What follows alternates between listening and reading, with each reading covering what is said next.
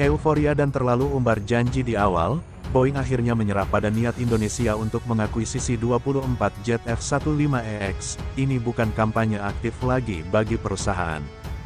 Berita kurang sedap bagi Indonesia diperoleh wartawan dari pernyataan pejabat tinggi Boeing Defense di ajang Singapore Airshow 2026 yang resmi dibuka hari ini, Selasa, di Changi Exhibition Center dan akan berlangsung hingga tanggal 8 Februari.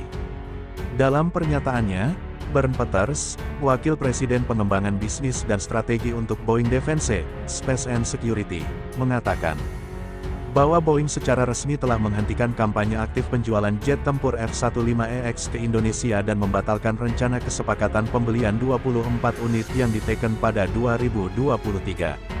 Keputusan Boeing tersebut menegaskan bahwa kemitraan dengan Indonesia untuk akuisisi jet F-15EX telah berakhir. Kementerian Pertahanan RI pertama kali mulai mengejar jet tempur baru Boeing ini pada tahun 2021 dan berniat akan membeli 24 unit Eagle II, yang diidentifikasi oleh Badan Kerjasama Keamanan Pertahanan ASDSCA sebagai F-15ID. Sejak saat itu, belum ada pergerakan untuk meresmikan pembelian tersebut, tambah laporan tersebut. Peeters menolak untuk memberikan rincian lebih lanjut mengenai gagalnya proyek F-15ID ini dan menyarankan media untuk menanyakan langsung kepada pemerintah Indonesia dan Amerika Serikat terkait proses penjualan militer asing, FMS. Saya akan memberitahu Anda bahwa ini bukan lagi kampanye aktif bagi perusahaan Boeing, tandas Peeters.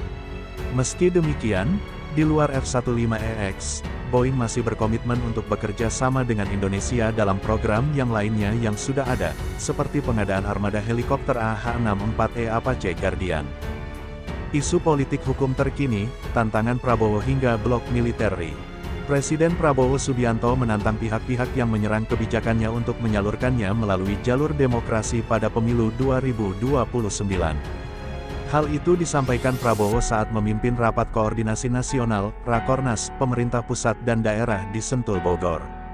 Isu politik hukum adalah pernyataan Menteri Sekretaris Negara, Mensesnek, Prasetyo Hadi terkait pertemuan Prabowo dengan tokoh politik nasional. Penegasan itu sekaligus mengonfirmasi pernyataan Menteri Pertahanan, Menhan, Safri Samsudin sebelumnya yang menyebutkan Prabowo bertemu tokoh oposisi. Selain itu, mengenai soal posisi Indonesia yang tidak akan bergabung dengan blok militer negara manapun. Sikap tersebut merupakan kelanjutan dari politik luar negeri bebas aktif dan non-blok yang telah menjadi prinsip dasar Indonesia sejak awal kemerdekaan.